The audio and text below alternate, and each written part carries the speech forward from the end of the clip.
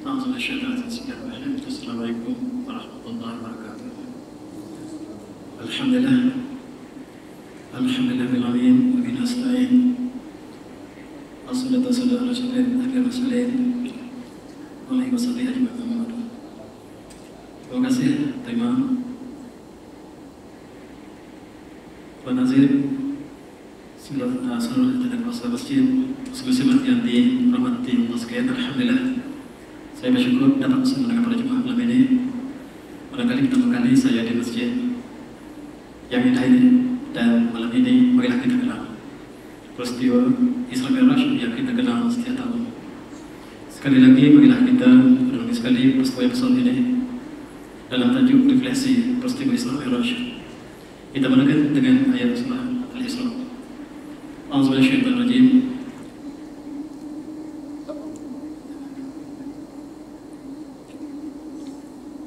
Subhanalladzi asra bi'abdihi lailan min al-qurub ila al-masjid alladhi barakna di rahmatina innahu sami'un basir. Sallallahu alaihi.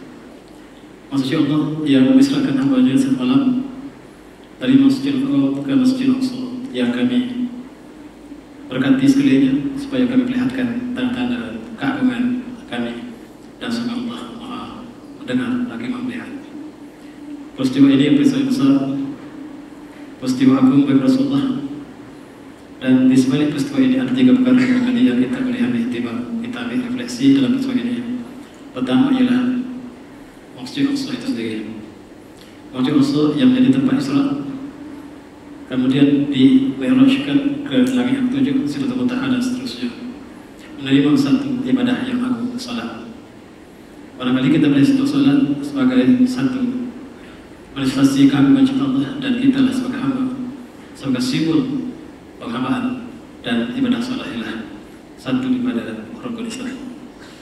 Tentunya seperti barangkali kita lihat juga Allah mendahului seolah qarinah, Allah mengantar Rasulnya dalam Isra Mi'raj ke angkasa, ke kosmos, melampaui kosmos, dan sebagai indikasi barangkali sebagai tanda tahun akan datang, satu masa manusia juga cuba menerokai angkasa, dan hari ini kita lihat manusia cuba menerokai semakin angkasa kecil, yaitu di dalam langit dunia.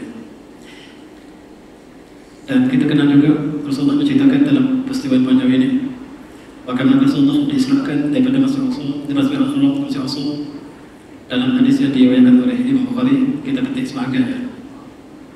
Rasulullah bersabda, "Utitu bil barak, wa huwa dabah abiyad tawilun fawqa al-himar, wa al-barak yadhu hamluhu inda mutahammad bih. Qala rabbituhu hatta ataitu Baitul Maqdis." Saya dianugerahkan kendaraan barak, yaitu haiwan warna putih yang lebih tinggi daripada himar, tetapi rendah sedikit daripada bawah. Sekali lompatannya sejauh mata memandang.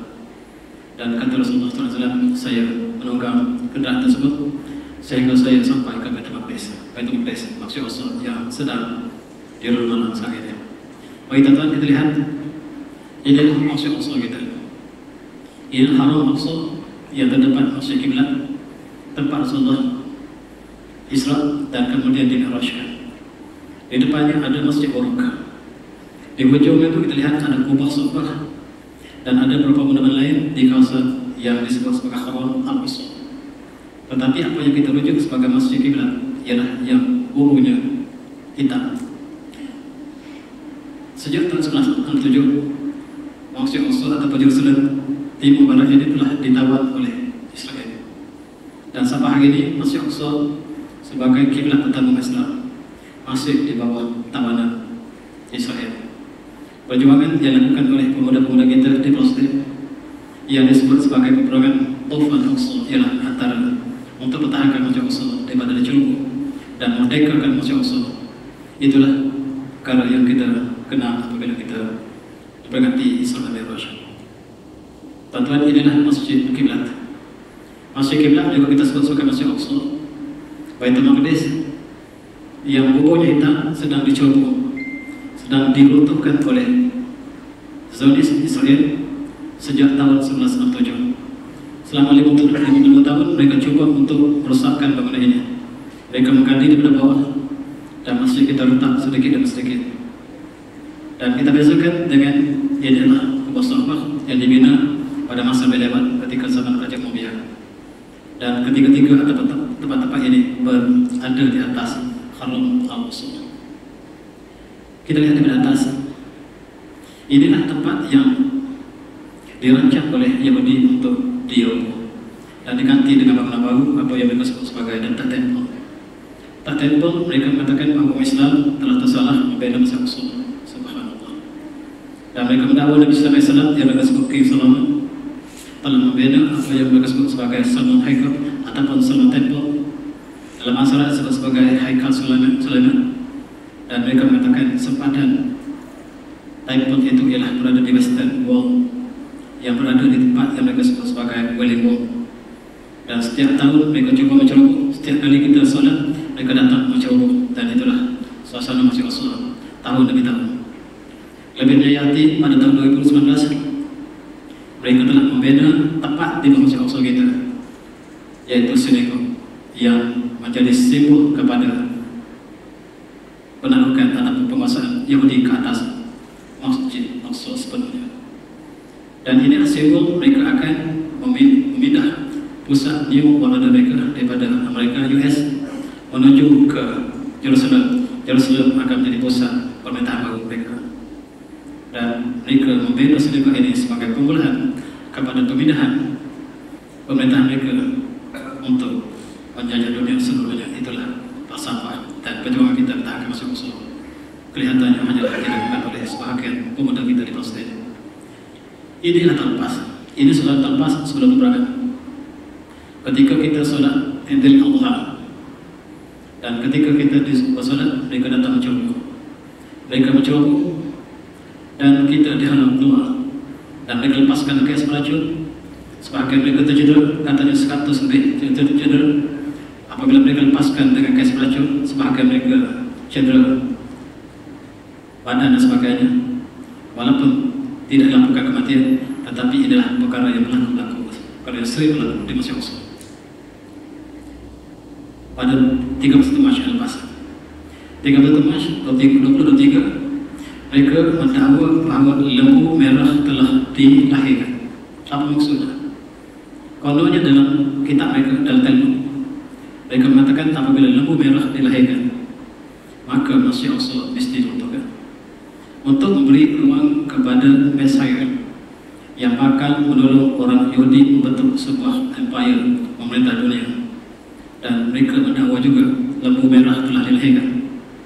Oleh sebab itu mereka telah mengadakan ritual di Masjid Al-Aqsa kita berkali-kali.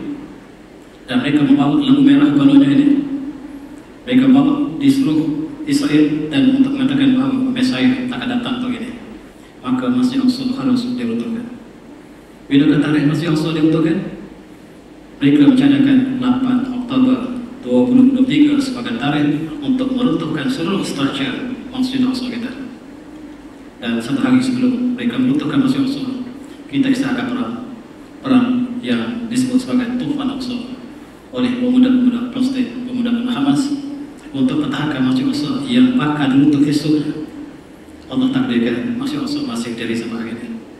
Selama manakah masjid ini akan terus, dan hanya Allah tahu. Dan perjuangan sedang dilakukan untuk pertahankan Masjid Al-Aqsa, masjid tempat bagi Rasulullah Isra kemudian Mi'raj. Dan di sinilah kiblat pertama umat Islam. Inilah kiblat pertama Islam dan diceroboh tahun demi tahun. Sejak tahun 1967, tahun ini sudah 5 tahun lebih, kita diceroboh setiap tahun dan mereka pernah membakar dan sebagainya. Tuan-tuan, kemudian peperangan pada 8 bulan Mei lepas, mereka membuat talak untuk menghancurkan Darul ataupun Kubah Sakhbah, kemudian Masjid Kiblat dan kemudian Masjid Burak. Sebelum mereka meruntuhkan Hamas, Al-Aqsa memberi amaran, sekiranya kamu sentuh Masjid Al-Aqsa, kami akan runtuhkan seluruh sinagog kamu di Palestin. Kami menjaga sinagog kamu sama kami menjaga masjid. Tetapi sekiranya kamu sentuh Masjid Al-Aqsa kami akan runtuh seluruh masjid ataupun sinagog rumah ibadat orang Yahudi. Tertangguh terlepas sepatutnya 8 Mei mereka telah hancurkan Masjid Al-Aqsa. berita tidak sampai ke Malaysia. Yang pertahankan untuk Masjid Al-Aqsa kekal di tempatnya ialah pemuda-pemuda Hamas, pemuda-pemuda Al-Aqsa. Negara jiran kelihatannya hanya melihat agak jauh, dan itulah suasana Masjid Al-Aqsa ini. Dalam satu hadis Rasulullah bersabda, "La tasyabihan illa salatun masajid, al-masjidil haram, masjid Rasulullah sallallahu alaihi wasallam, masjid Al-Aqsa." Tidak perlu kita menyediakan keadaan dalam jalan jauh untuk melawan masjid kecuali 3 masjid: Masjid Haram, Masjid Nabawi, dan Masjid Al-Aqsa. Kelebihan Masjid Haram ialah 100 kali daripada masjid lain, dan Masjid Rasul, Masjid Nabawi ialah 1000 kali, dan Masjid Al-Aqsa 500 kali. Tetapi Masjid Al-Aqsa sedang ditawan oleh Rasulullah. Kita dibenarkan sekali-sekala, lebih lagi pelancong dibenarkan, tetapi tidak pada plastik. Apabila kita melawan Masjid Al-Aqsa, bermaksud kita mentira mereka lah yang Tuhan punya pada Masjid Al-Aqsa. Sebab untuk melihat masuk kita terpaksa dicop. Dalam cop ini maksudnya mereka beri kebenaran, maksudnya secara tak langsung kita memintalah Israel sebagai Tuhan punya Masjid Al-Aqsa. Itu sebab kawan saya mereka elakkan diri mereka untuk melawan Masjid Al-Aqsa. Sebab di sebalik jambatan tersebut yang dibawa oleh British, walaupun melalui Jordan atau melalui Mesir, maka akhir sekali kita dicop kebenaran oleh Israel dan bermaksud kita itulah mereka yang punya Masjid Al-Aqsa. Saya serahkan tuan untuk renungi persoalan itu. Adapun jiran-jiran Palestin, negara Jordan, Saudi, Mesir, UAE, apabila Masjid Al-Aqsa diceroboh dalam masa bertahun-tahun, mereka hanya mati. Kenapakah mereka tidak? Apakah Masjid Al-Aqsa ini bukan mereka punya? Benar, Masjid Al-Aqsa lah kepercayaan Islam sebenarnya. Tetapi di sebalik tersebut mereka ada perjanjian dengan Israel. Negara-negara Arab mengadakan negosiasi dengan Israel dan mereka terikat dengan perjanjian-perjanjian yang mereka telah tanda-tangani. Negara Jordan, Mesir, Bahrain, kemudian UAE, Maroko, Sudan antara negara yang mengadakan perjanjian dengan Israel, dan mereka apabila Masjid Al-Aqsa diceroboh, mereka hanya melihat sebab mereka terikat dengan perjanjian. Ini gambar yang dilukis untuk menggambarkan apakah yang sedang berlaku di Masjid Al-Aqsa kita. Masjid Islam dan Mi'raj Rasulullah SAW, dan masjid ketiga sebelum kiblat kita berpindah ke Masjid Haram, maka inilah kiblat kita yang pertama, waktu ismati. Dalam ucapan apabila kita mengisahkan perang terhadap Israel pada 7 Oktober, di antara ucapan yang diberikan oleh pemimpin Hamas seperti berikut. Ucapan ini diberi oleh Syekh Dr. Ismail Hayya.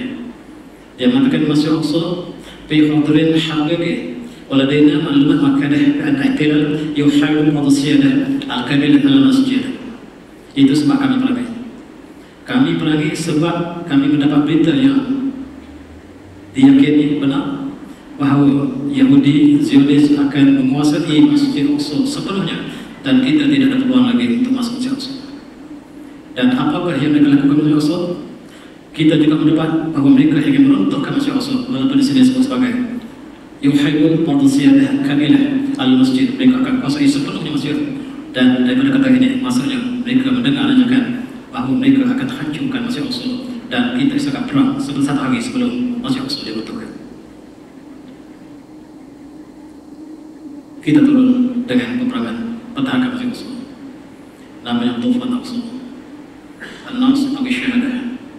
Kami turun ada 2, hanya 2 pilihan, tidak ada pilihan 3. Kami menang atau kami syahid. Kami turun tidak ada peluang yang ketiga, sama ada kami menang atau kami syahid. Hari ini peperangan masih bertumpu dewasa, tetapi kita jangkakan peperangan yang hakiki, yang kemuncak akan berlaku di Masjid Al-Aqsa. Dan umat Islam masih berlatih berjauh. Umat Islam Indonesia hanya mengatakan dan menanda dan minta berikan pertolongan dengan doa Alhamdulillah. Tetapi ada sebahagian umat Islam yang langsung tidak Islam. Ketika umat Islam sedang dibom oleh Yahudi, mereka berpesta. Ketika menyambut tahun baru, mereka adakan pesta besar-besaran, dan seolah mereka tidak merasakan apa yang berlaku di Palestin ataupun di dimasuk usul total semati 125 hari yang ini. Peperangan telah melebihi 125 hari dan Gaza telah hancur. Ini suasana Gaza 100 hari lepas dan tidak ada kasat yang masih baik dan tidak ada tempat kehidupan lagi. Yang Israel hancurkan ialah bom dakwah, bukan tentera. Tentera masih intek dalam perjuangan mereka. Yang dihancurkan adalah mereka yang tidak ada tentera, mereka yang tidak ada senjata. Dan tentunya semati pada 7 Februari 2 hari lepas semalam 27.478 yang sudah syahid setakat ini mengikut rekod yang diketahui, dan 66.835 orang yang cedera parah. Kebanyakan mereka adalah wanita dan kanak-kanak. Para pejuang sedang berjuang yang mereka hancurkan kanak-kanak dan wanita kebanyakannya. Kalau kita jumlahkan sudah habis 100.000 umat Islam yang dimumehna yang begitu besar sama ada syahid ataupun cedera. Statistik ini ditambahkan dengan 8.000 lagi umat Islam yang tidak dapat ditrace. Barangkali mereka tertimbus di bawah bangunan yang tidak ditemui. Nama mereka sudah tidak ada tetapi mayat belum ditemui. 8.000 sekitar itu dan totalnya tambah sini, dan itulah penderitaan yang dialami oleh umat Islam pertahankan Masjid Al-Aqsa dan mereka dikepung daripada seluruh penjuru. Kita lihat dalam masa peperangan ini 215 wanita telah ditangkap dan dipenjarakan oleh Israel. Sekarang mereka berada dalam penjara Israel. Kenapakah mereka sangat benci pada wanita? Saya dipahamkan wanita Palestin ialah antara wanita yang paling subur dunia. Dalam masa 1 hari peperangan, dalam masa peperangan mereka melahirkan 20.000 bayi baru. Subhanallah. Mereka sangat-sangat subur. Allah gantikan segera. Dalam masa 15 tahun akan datang, bayi ini akan menjadi pejuang yang gigih. Sebab bayi kanak-kanak yang dibesarkan dalam peperangan, mereka menjadi pejuang yang sangat hebat. Contohnya lah Abu Ubaidah. Abu Ubaidah membesar ketika berperang dengan Israel. Gambar beliau ketika kecil mengambil batu dan balik kepada kereta kebal tanpa sadar sikit pun. Sekarang kanak-kanak yang membesar dalam perjuangan telah menjadi pejuang hebat yang ditakuti bukan saja oleh Israel tetapi oleh seluruh dunia. Mari kita lihat tuan. 400 kanak-kanak ditangkap dalam masa 1 hari. Dan kanak-kanak inilah yang bakal membesar, bakal menjadi pejuang, dan mereka telah tangkap dan dimasukkan dalam penjara 400 hari, 400 orang dalam masa 1 hari. Seolah 4 orang 1 hari yang mereka tangkap.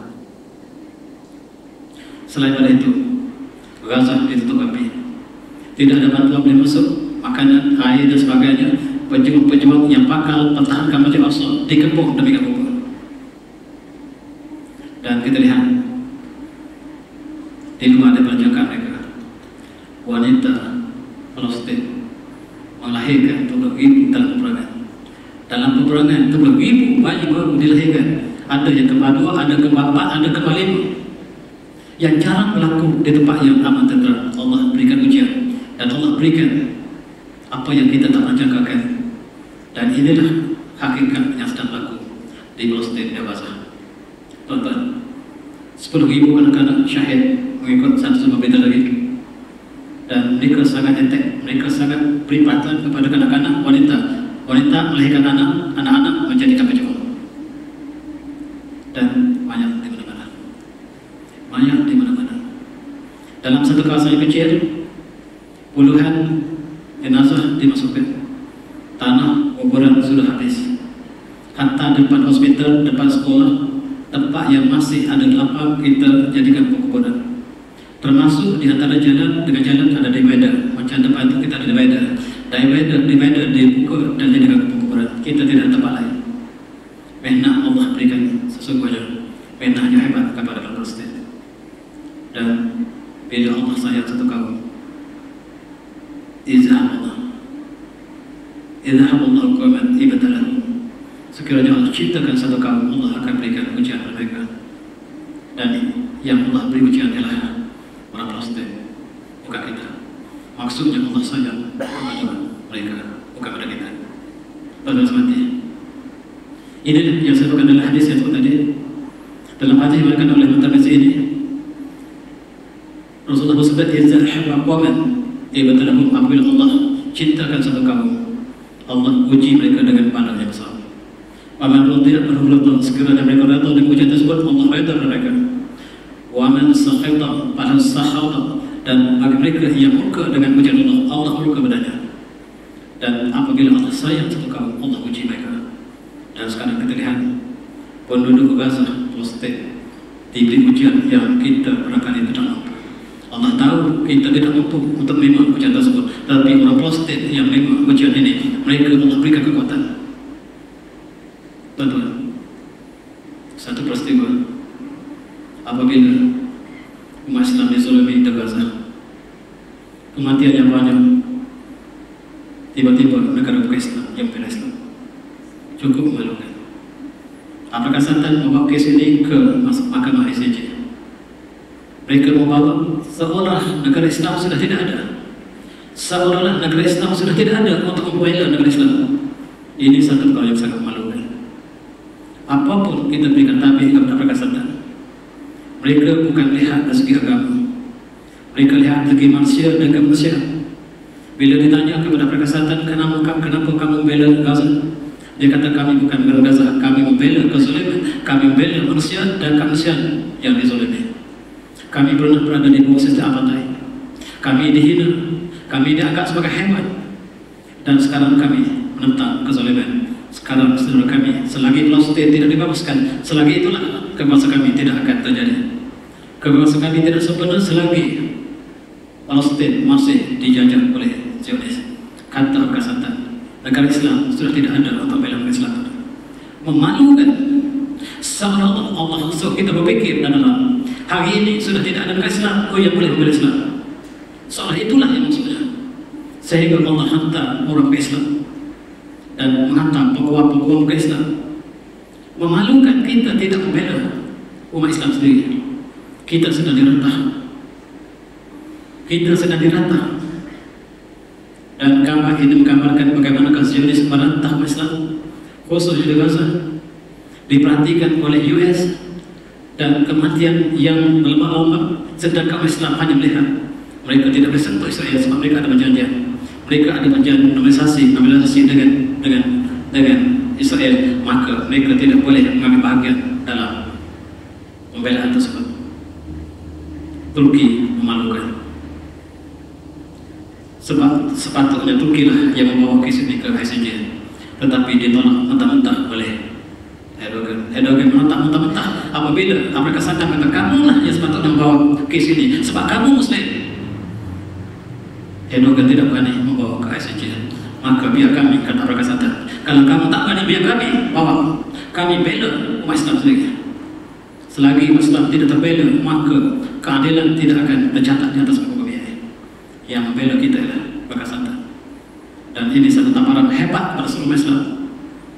2,3 bilion umat Islam atas muka bumi ini mengalahkan penduduk Kristen yang hanya ada 2,0 bilion. Kita sudah 2,3 bilion manusia yang paling besar di atas muka bumi, tetapi hanyalah sebagai bui. Apabila kita dimakan oleh manusia berseluruh dalam hadis, apakah para sahabat bertanya, bila Rasulullah mengatakan kamu akan dimakan sebagai mereka menghadapi makanan di atas meja?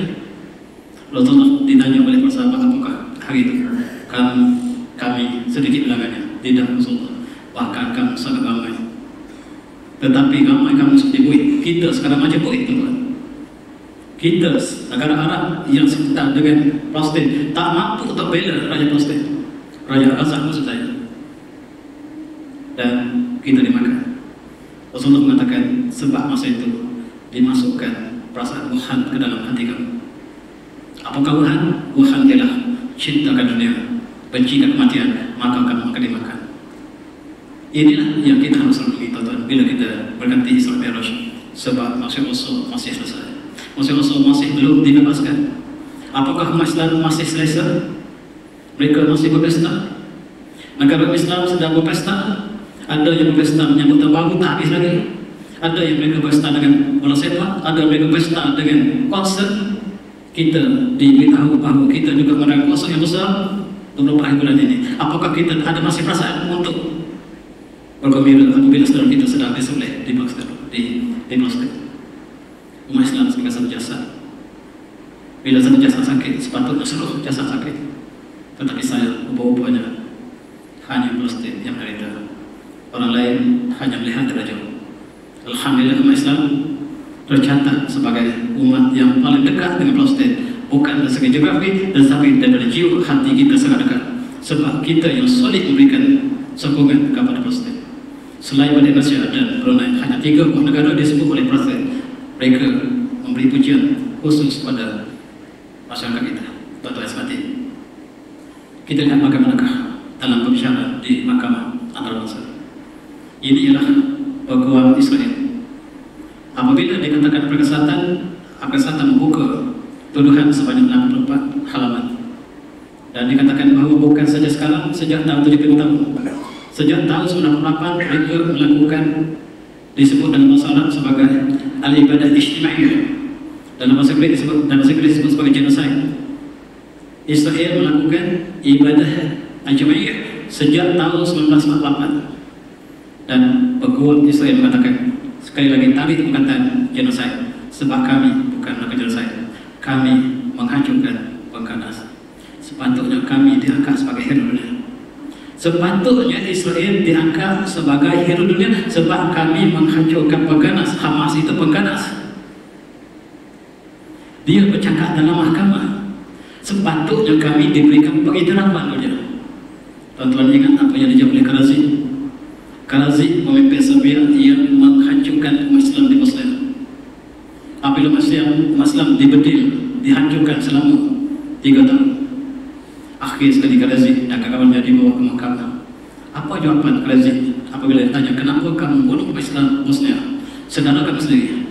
Jawapannya, sepatutnya saya diberikan anugerah tertinggi sebab saya telah membunuh umat Islam pengganas. Setiap Muslimlah pengganas.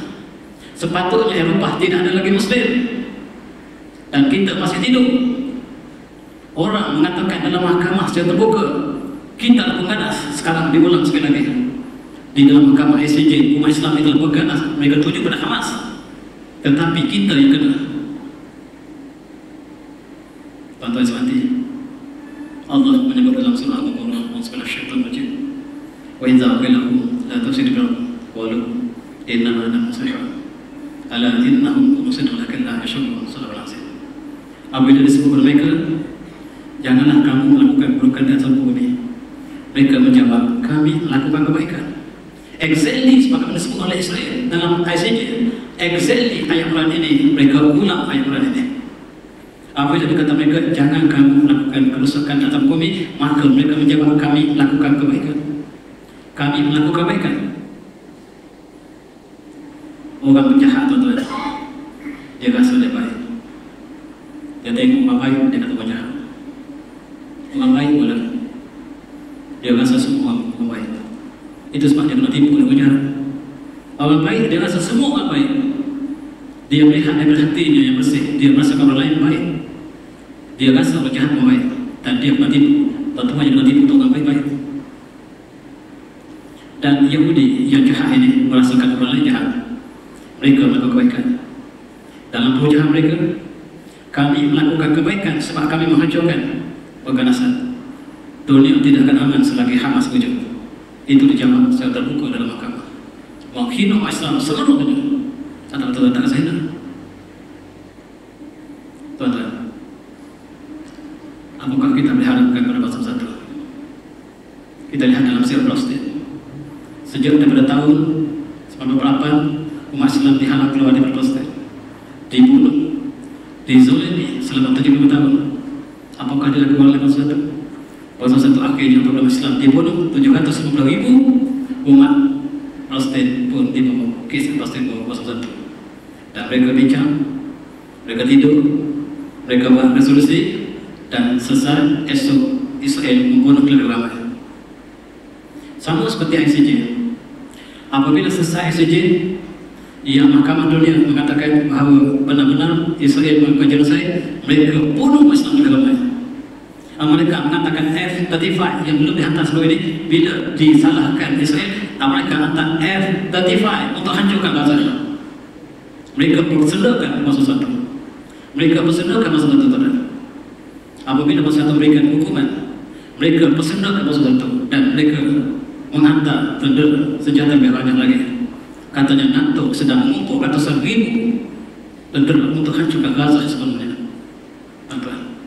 Bangsa satu sibuk mereka ialah sarang laba-laba. Di sarang ini ada 5 ekor anak laba-laba yang sangat jahat. Disebut itu. Dan siapa saja yang terperangkap ke sarang laba-laba akan dimakan. Siapa kita terperangkap? Dunia yang terperangkap. Dunia yang terperangkap dalam sarang laba-laba ini. Itu sebab, tanpa sebab mereka hancurkan Vietnam. US masuk Vietnam, US masuk Iraq, menghancurkan Syria, menghancurkan Palestin, masuk Somalia, masuk Cuba, masuk Afghanistan, dan setiap tempat yang masuk Amerika kalah. Sebab mereka anak laba-laba yang jahat. 5 ekor yang sangat jahat duduk di sarang laba-laba, dan mereka merangkap dunia seluruhnya. Afghanistan, tanpa salah mereka masuk hancurkan Afghanistan, dan akhirnya mereka kecundang di Afghanistan.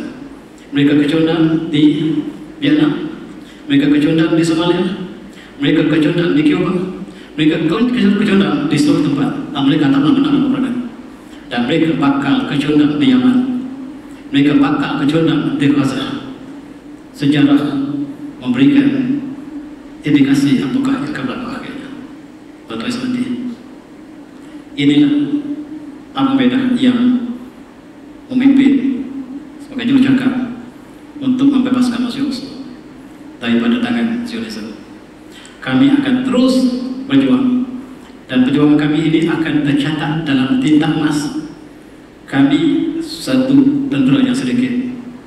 Kami menentang satu dunia. Israel yang dibantu oleh seluruh dunia menentang kami. Yang mereka jangkakan 3 hari kami kalah, tetapi hari ini sudah masuk 126 hari kami masih bertahan. Dan yang berunduk di Gaza adalah mereka. Pasukan terbaik mereka telah berunduk di Gaza. Dan hari ini Gaza tidak ada lagi tentera Israel di dalam peperangan, dan mereka telah kalah. Dan untuk menutup kekalahan itu mereka bom di atas. Mereka bom di atas disebut oleh Abu Ubaidah. Dan Abu Ubaidah mengatakan sejarah akan mencatatkan apa yang bukan ini.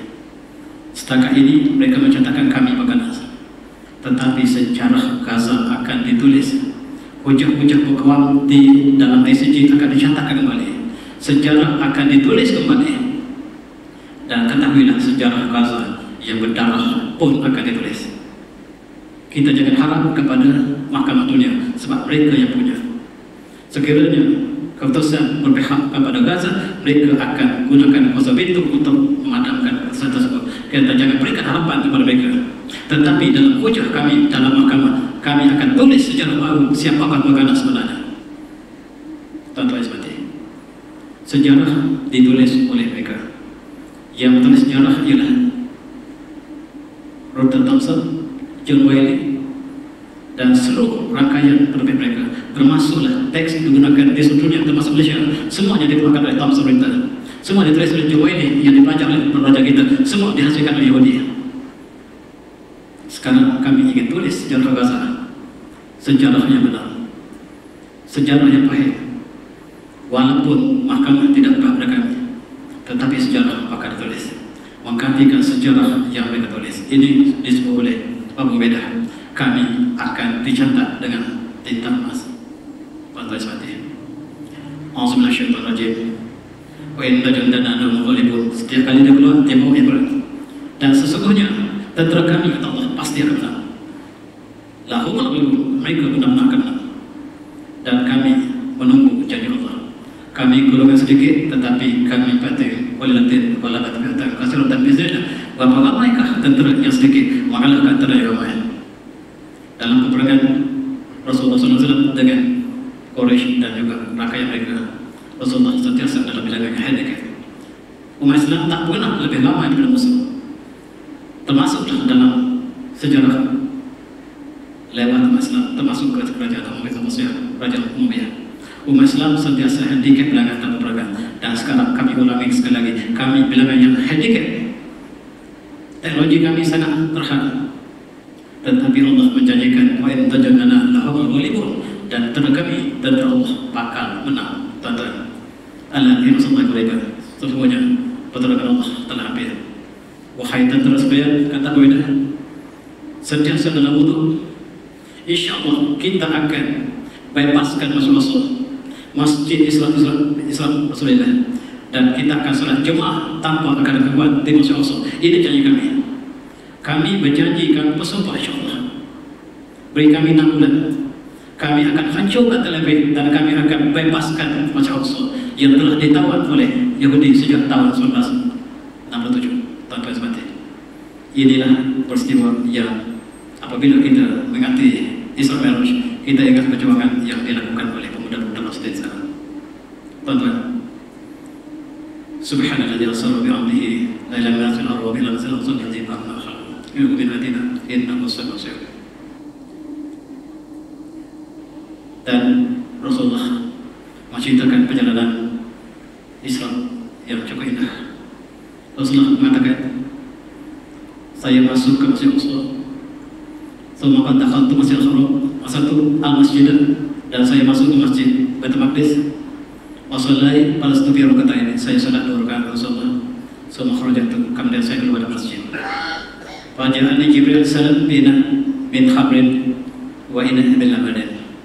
Saya keluar daripada Masjid Aqsa, Masjid Baitul Maqdis, dan Jibril datang membawa 2 jenis minuman, satu daripada khamar Arab, satu daripada susu. Dan kata Rasulullah, saya baklatul laban, saya memilih susu. Dan kata Jibril, ikhtar fitrah, Tuhan hamba tepat memilih minuman fitrah. Maksudnya Arab bukan minuman fitrah, makanan beracun. Pada hari ini kita iktibar satu kali lagi Arab. Kita ambil iktibar Arab dalam peristiwa Isra Mi'raj. Rasulullah menolong Arab, Rasulullah mengambil susu, dan itulah pilihan tempat kata Jibril. Hari ini tuan-tuan, manusia dilanda oleh Arab. Mengikut WHO, setiap 10 second alkohol membunuh 1 orang. Sekiranya seluruh penyakit dunia dikumpulkan selain pada COVID, sebelum COVID, data ini sebelum COVID, campur seluruh penyakit dunia, Arab membunuh lebih ramai di atas muka bumi. Dan Arab adalah legal. Semua polis dunia tahu, don't drink and drive, semua orang tahu. Tetapi tak ada satu move dunia untuk mengharapkan Arab atau sekurang-kurangnya mengawal Arab dalam masyarakat. Dan tentu yang semati, Arab ialah bukan minuman yang fitrah. Apabila seorang yang terlibat dengan pegawai Arab, dia akan attack di tengah-tengah otak. Tentu dengan doktor lebih paham saya, di tengah equilibrium otak kita di-attack oleh Arab, dan kita sudah tidak seimbang lagi. Kesal yang sama berlaku apabila seorang berjudi. Judi memberi kesan yang sama seperti Arab. Satu lagi pornografi, alkoholisme, drugs, di tengah-tengah otak kita. Bila otak sini sudah daripada putih menjadi kuning, sudah bukan simak lagi. Lebih lagi apabila sudah menjadi merah, tidak menjadi manusia lagi. Kita bagi pemutasan. Dan inilah kesan Arab yang sangat-sangat menakutkan. Apabila dia sudah masuk ke dalam sentral selebral kita, kalaulah dia dapat dikurangkan sekadar daripada kelam, dia betulkan menjadi merah, dan dia sudah bukan manusia lagi. Apabila telah betulkan menjadi merah, dia bukan manusia lagi. Dia tidak kenal ayah, tidak kenal ibu lagi. Tentu mati, kematian disebabkan Arab di asal negara Malaysia top. Malaysia negara yang dikeluarkan dari WHO. WHO mengatakan Malaysia harus hati-hati. Kononnya mereka negara Islam, tetapi kenapa kemalangan raya disebabkan Arab paling tinggi di asal negara, bahkan top di dunia. Malaysia di dunia, kenapakah kamu membiarkan pembina Arab berkeliaran di jalan raya, menyebabkan di dunia Malaysia tempat ketiga paling tinggi disebabkan Arab. Malaysia tempat ketiga mengikut WHO, kematian disebabkan Arab. Apakah kamu bukan dari Islam? Dan kenapa statistik kamu pernah kita nomor 1 dunia di dunia, tetapi sekarang jatuh nomor 3? Kenapa kita tidak highlightkan betapa negara kita Arab sangat kronik? Arab di mana saja, termasuk dalam kapal terbang. Termasuk dalam kapal terbang diadakan Arab semasa dulu. Siapa yang beli, yang bayar anggaran, tuan-tuan yang bayar tiket sudah masuk anggaran. Itulah simbol negara kita yang sama-sama harus kita bertanggungjawab. Tuan-tuan semati, bukan sahaja kita, Arab Saudi juga dilanda oleh Arab. Al-Khamr di Saudi juga sangat kronik. Apabila mereka membuka ruang negara mereka untuk menjadi negara maju, maka Arab tidak boleh ditahan lagi. Apa yang berlaku negara Al-Haramain, kita lihat waktu pertama kali di Mekah dirampas oleh polis Saudi Arab yang banyak.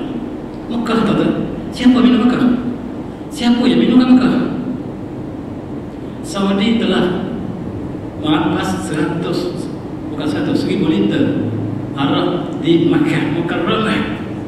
Tak kira di Riyadh, tak kira di Jeddah, tapi di Mekah. Berita yang pada tahun 2010 ketika kita dilanda oleh Covid, Arab Saudi keluar bahawa Arab dijual, dirampas di Mekah. Arab yang haram di mana saja, termasuk Mekah. Ini jantung umat Islam, tuan-tuan. Dan ini Arab yang dirampas di Mekah. Jenama tempatan. Tulisan Arab. Ditutupnya warna hijau. Bendera Saudi. Apa ayat di bendera Saudi, tuan-tuan? La ilaha illallah Muhammadur Rasulullah. Jadi tutup Arab. Saya tak sanggup tunjuk penutup botol ini. Haram dibuka di mana saja, haram. Tetapi kalau Indonesia negara Islam pun boleh ada Arab, kenapa kita Saudi tak boleh? Alasan mereka sama seperti kita. Dan waktu pertama kali Saudi membuka kedai Arab pertama, bukan untuk Islam. Jadi bukan untuk Islam. Sama dengan kita Malaysia, bukan untuk Islam, untuk orang Islam. Kita menjaga hati Islam, hati orang Islam. Riyadh menyaksikan kedai Arab pertama awal Januari lepas. Dan itulah nasib kita, tuan-tuan. Di hotel di Saudi, Hotel Khaybar namanya. Waktu pertama kali menawarkan Arab secara buka sejak daripada zaman Rasulullah, tidak ada yang seperti ini. Dan mereka ada tulis di luarnya dalam bahasa Arab, Cheese, Wine and Friends. Telah terbuka. Dan sekarang satu lagi kota sedang dibina di utara Saudi, namanya kota New, yang memang purposely untuk orang asing. Tentulah mereka akan berpesta dengan minuman tersebut. Tentu seperti kita lihat Allah turunkan syariat kita untuk mengawal agama, untuk mengawal jiwa, untuk mengawal akal, untuk mengawal akal. Allah mengharapkan minuman mabuk, untuk menjaga keturunan, untuk menjaga harta. Allah turunkan syariat. Dan hari ini kita lihat Allah turunkan syariat, tetapi kita menolak syariat. Kita mengambil sistem selain syariat dan kita harapkan syurga. Tuan-tuan, seterusnya Rasulullah telah dimi'rajkan ke angkasa, ke langit yang ketujuh. Dan dalam surah An-Najm Allah berfirman, "A'udzu billahi minasyaitonir rajim. Wa laqad ra'ahu nazlatan ukhra inda sidratil muntaha indaha jannatul ma'wa idza asy-syamsu ma yughsha ma zara basara wa tawa laqad min ayati rabbil kubra." Dan ayat ini boleh dilihat tafsirnya.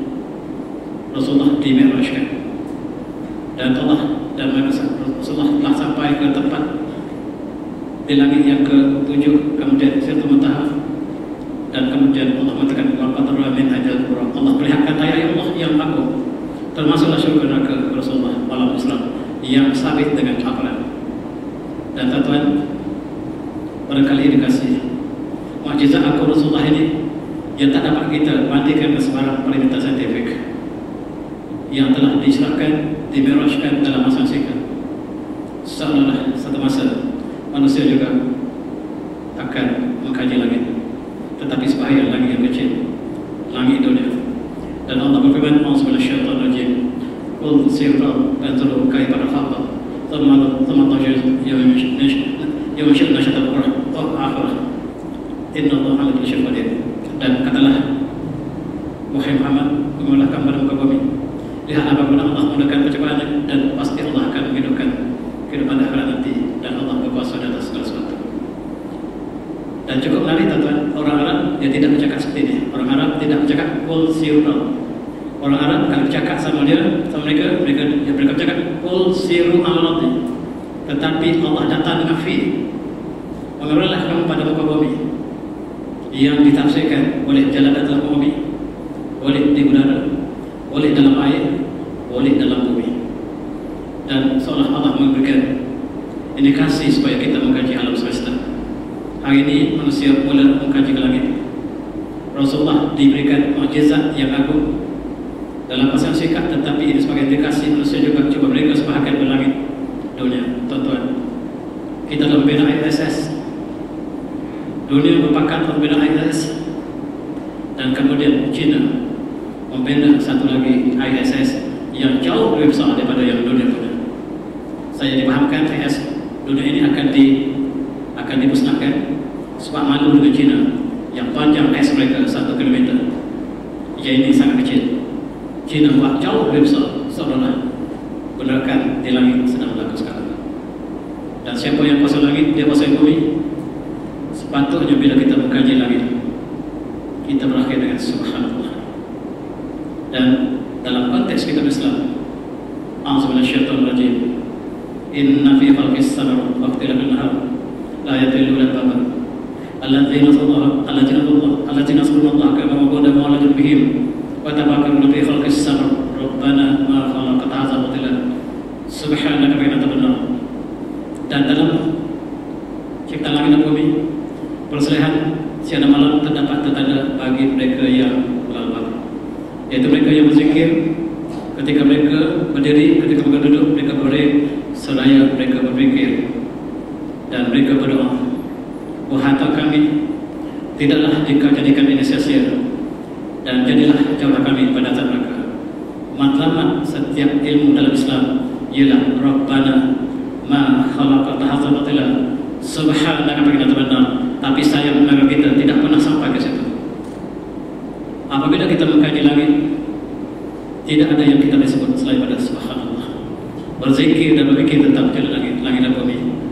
Dan tuan-tuan semati, semakin tinggi kita naik ke langit, kita tinggalkan bumi kita jasmadat. Di hujung arrow itu ialah bumi kita yang terapapun, yang hanyalah terapapun, satu dot dalam kosmos yang mega. Dan di manakah kita di sini? Ketika bumi yang besar ini, yang kita rasa besar ini, hanyalah satu titik dalam skema kosmos, dan kita hilang dalam skema kosmos. Tuan-tuan sekalian, you are here. You are here. Kita just one dot dalam satu kesatuan alam semesta yang besar, dan ini masih langit dunia. Walaupun zayyana sama dunia bimasabih, dan kami hiaskan langit dunia dengan bintang-bintang yang bertaburan, itu masih langit dunia yang Allah hantar Rasulullah dalam peristiwa Isra Mi'raj melampaui langit ketujuh. Kita baru tengok sebahagian kecil langit dunia, dan satu galaksi saja tuan-tuan. Ada berbilion-bilion bintang, dan satu dot itu satu bintang, dan matahari ialah bintang kita yang paling dekat. Betapa kecilnya kita. Dan langit dunia tuan-tuan ada berjuta bilion galaksi seperti ini. Itu masih di bawah langit dunia.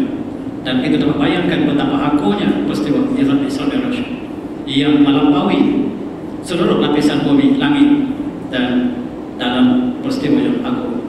Dan itulah barangkali satu indikasi manusia akan juga mengkaji sebahagian langit. Langit sudah bertasbih. Subhanallahi ma fis samawati. Langit sedang bertasbih seluruh yang ada langit dan bumi. Yusabbihu lillahi ma fis samawati. Bertasbih kepada Allah seluruh yang ada bumi, langit dan bumi. Yang lupa tasbih manusia. Seluruh langit bumi bertasbih, tetapi manusia diberikan pilihan. Dan inilah ibrah, refleksi untuk kita apabila kita memperingati Isra Mi'raj, bahawa alam semesta kosmos yang besar yang menandakan keagungan cipta Allah, liruhu min ayatina, supaya kami perlihatkan keagungan ayat kami. Tuan-tuan semati, a'udzubillahi minasyaitonir rajim. Tusabbihu as-samawati was-sab'u wal ardu fihin wa in min shay'in illa yusabbihu bihamdihi walakin la tafqahuna tasbihahum innahu kana ghafurur rahim. Bersama bertasbih Allah seluruh langit yang tujuh dan seluruh yang ada di bumi, dan tidak ada satu pun di langit di bumi kecuali mereka sedang bertasbih, tetapi kamu tidak paham tasbih mereka. Dan sesungguhnya Allah Maha Halim lagi pengatur. Tuan-tuan, Allah mengatakan tak ada satu pun di langit di bumi sedang mereka bertasbih. Mereka makhluk yang tunduk pada Allah. Inilah pengajaran kata Islam Rasyid. Langit yang perkasa sedang bertasbih. Matahari naik tepat pada pukul 7.20 tadi dan tenggelam 7.7 tadi. Sebab mereka sedang bertasbih.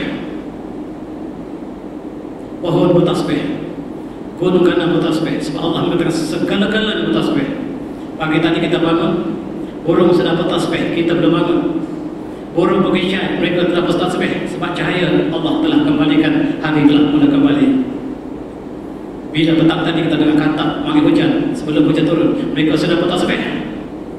Tak ada satu pun di angin, di langit dan bumi, tetapi mereka sedang bertasbih.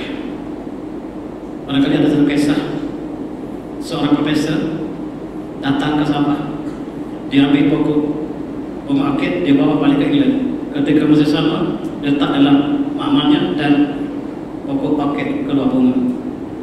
Kebetulan dia sedang mengkaji tentang satu dipanggil sebagai supersonik ataupun sebagai nanoteknologi dalam mikrofon yang paling kecil, dapat menangkap gelombang yang paling kecil.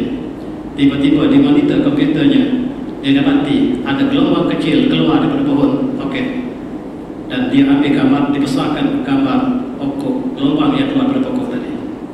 Dia kembangkan rupa-rupanya. Kalau kita sebut subhanallah, subhanallah, sama seperti gelombang yang keluar dari pohon. Maksudnya sepanjang malam pokok bertasbih. Waktu pertama kali tasbih pokok dirakamkan teknologi. Sebab nanoteknologi baru tercipta, kita dapat rakamkan gelombang yang paling kecil yang tak pernah kita rakamkan. Rupa-rupanya seluruh pohon tumbuhan mengeluarkan gelombang. Mereka sedang bertasbih. Sebagaimana Allah sebut, Tusabbihu as-samawati was-sab'u wal ardu fihin wa in min syai'in illa yusabbihu bihamdihi. Tidak ada satu pun lagi di bumi kecuali mereka sedang bertasbih. Kamu tak paham tasbih mereka. Tuan-tuan sekalian, langit sedang bertasbih, matahari bertasbih, bintang bertasbih. Bukan saja bertasbih, mereka sedang bersujud. Dalam surah Al-Hajj, dan kita lihat proton juga bertasbih. Dia berkeliling elektron memusuhi proton, sama seperti kita mengelilingi Kaabah. Tidak ada satu pun di dunia, di langit atau bumi, kecuali semua bertasbih. Yang tak tasbih manusia.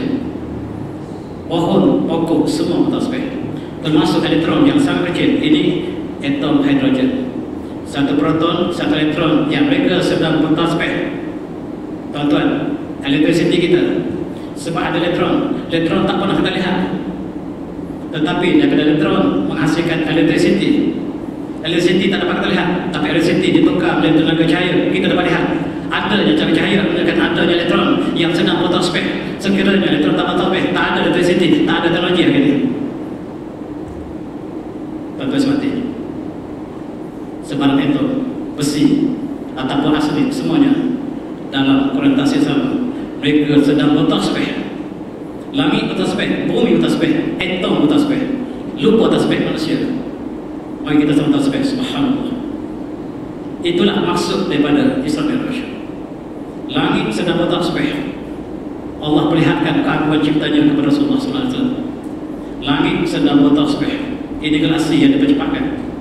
Dia sedang berputar, dia sedang bertasbih. Sama seperti kita bertawaf di Kaabah, kita percepatkan pusingan Kaabah kita. Sama seperti kita percepatkan galaksi. Di atas sedang bertasbih, yusabbihu lillahi ma fis samawati. Di bawah kita sedang bertalbiyah. Labbaik Allahumma labbaik, labbaik la syarika lak labbaik, innal hamda wan ni'mata lakal mulk la syarika lak. Sama. Di bawah kita sedang bertalbiyah, di atas sedang bertasbih. Masing-masing simbolize kepatuhan kepada Tuhan yang sama. Tuan-tuan, coba bayangkan ketika kita bertawaf dengan pakaian ihram yang sama, putih atas di bawah, seolah kita sebiji bintang sedang bertawaf mengelilingi galaksi. Di tengah-tengah galaksi ada black hole, di tengah-tengah tawaf ada black stone. Dalam orientasi yang sama daripada kanan ke kiri, kita lihat atom bergerak daripada kanan ke kiri, anti-clockwise. Atom asli juga daripada kanan ke kiri, galaksi daripada kanan ke kiri, dan kawah daripada kanan ke kiri. Kita mulakan kerja dengan kanan ke kiri, tetapi British saja kita daripada kiri, berjalan pada kiri. Sepatutnya kita jalan sebelah kanan. Dalam tentera kita diajar mula kiri, daripada kiri cepat jalan, dan kita menyalahi sunnatullah. Rasulullah hanya kita makan dengan kanan, British saja makan dengan kiri. Di restoran saya tengok hampir 50% Islam swat ke mulut dengan kiri. Itu cara syaitan. Dan setiap yang dihajar, yang melapangkan kagum Allah, mereka sedang bertasbih. Tuan-tuan yang mati, mereka sedang bersujud. Bukan saja bertasbih, mereka sedang bersujud. A'udzubillahi minasyaitonir rajim. Alam tara Allah, alam tara Allah yasjudu ma fis samawati wal ardi wasyamsu wal qamar wan nujumu wal jibalu as-sajru wad-dawab wa katsirun minan nas wa katsirun haqqan 'adab wa man yuhilil amala mikrim inna Allaha bima yasha'. Surah Al-Azim. Apakah kamu melihat bahawa seluruh langit dan bumi sedang bersujud? Apakah kamu melihat bahawa seluruh yang ada langit dan seluruh yang ada dalam bumi sedang bersujud? Matahari bersujud, bulan bersujud, bintang bersujud, gunung bersujud, pohon bersujud, seluruh binatang melata bersujud. Ramai manusia yang bersujud, alhamdulillah kita termasuk. Ramai manusia yang tidak bersujud, yang berhak azab Allah kata mereka. Dan siapa yang Allah hina mereka, tak ada siapa yang dapat menjaga mereka. Inna Allah bima yasha', Allah melakukan apa yang dikehendaki. Sesungguhnya alam semesta sedang bersujud. Mereka patuh kepada Allah, dan kita juga diberikan dalam peristiwa Isra Mi'raj. Allah kurniakan kita salat, yang juga kita bersujud. Seluruh alam semesta sedang bersujud, seluruh alam semesta sedang bertasbih, dan Allah berikan ibadah yang sama kepada kita, bersujud dan bertasbih. Dan itulah anugerah yang agung. Salat mi'raj mu'min ila rabbis sama. Salat ialah mi'raj mu'min terhadap Allah yang mencipta langit dan bumi. Meletakkan dahi di tempat yang paling rendah, dahi yang paling mulia diletakkan tempat yang paling rendah. Simbol penghormatan yang abadi, simbol kepatuhan kepada Allah yang menciptakan segala alam semesta. Itu maksud daripada memperingati Isra dan Mi'raj. Tuan-tuan, wa aqimus shalah wa atuz zakah warkamur ruk'i, dan dirilah salat, tunaikanlah zakat, dan rukuklah bersama orang yang rukuk.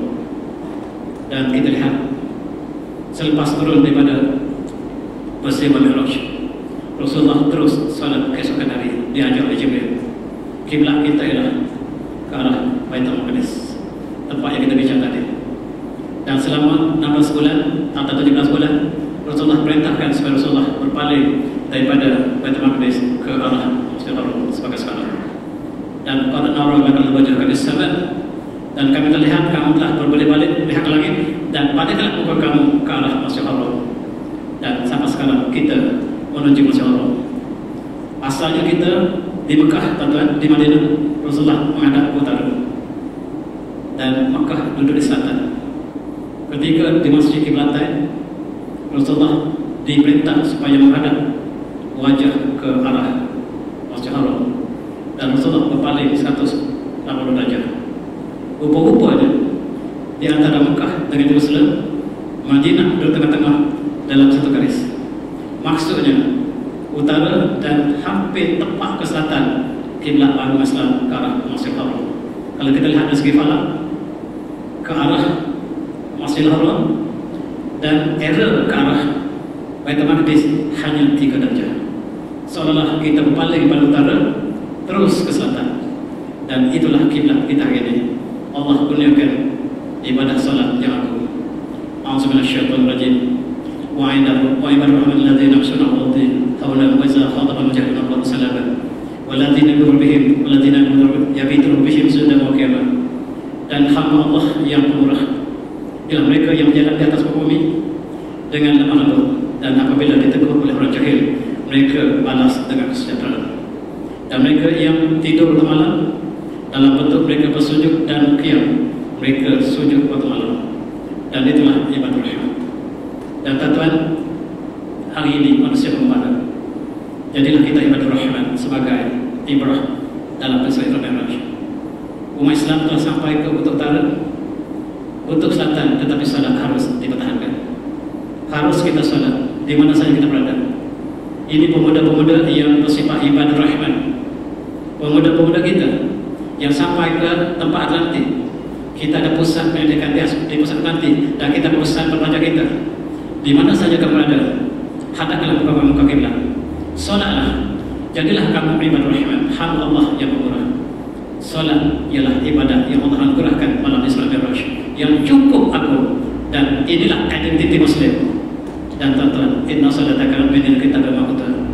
Dan solat itu telah Allah tentukan pada waktu yang telah ditetapkan. Tidak boleh kita lain lagi, kecuali ada rusuh yang lain.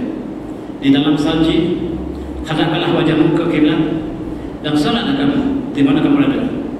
Dan inilah cukup syahadu pemuda-pemuda kita yang bekerja di bawah permukaan. Mereka ada kerja welding walau pendapatan antara pendapatan yang besar di Malaysia, welding walau. Kita pesan kepada anak kita, sujudlah di mana kamu berada, rehatlah kamu sekejap. Dan pemuda ini sejak berhenti dan bersujud di bawah laut dan cukup syahadu. Ini ibadah rahmat dan ajar pengajaran ibrah dalam peristiwa Isra Mi'raj. Marilah kita ke arah ibadah rahmat.